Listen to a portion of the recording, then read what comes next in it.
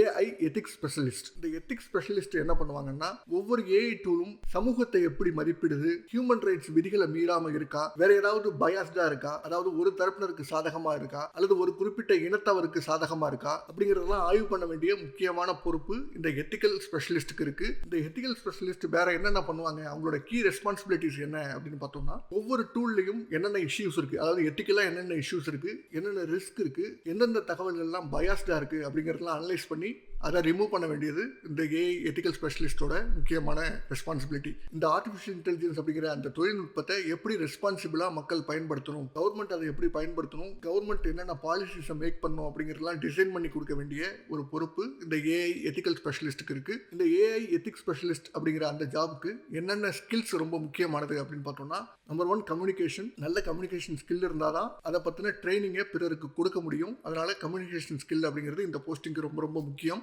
எந்தெந்த டூல் என்னென்ன மாதிரியான ரிசல்ட்ஸை கொடுக்கும், என்னென்ன மாதிரியான அவுட்புட்டை கொடுக்கும், எந்த ப்ராம்ப்ட்டுக்கு என்ன மாதிரியான அவுட்புட்டை கொடுக்கணும், எதை கொடுக்கக்கூடாது அப்படிங்கிறத அனலைஸ் பண்ணக்கூடிய அந்த ஸ்கில் அப்படிங்கிறது இந்த எத்திக்ஸ் ஸ்பெஷலிஸ்ட்டுக்கு ரொம்ப முக்கியமான ஒரு ஸ்கில். இந்தியாவை பொறுத்த வரைக்கும் இந்த ஏஐ எத்திக்ஸ் ஸ்பெஷலிஸ்ட்டுக்கு ஆவரேஜாக என்ன சேலரி இருக்கு அப்படின்னு பார்த்தோம்னா, பேசிக்காக 14 lakhsலேருந்து 16 lakhs வரைக்கும் இருக்கு per annum.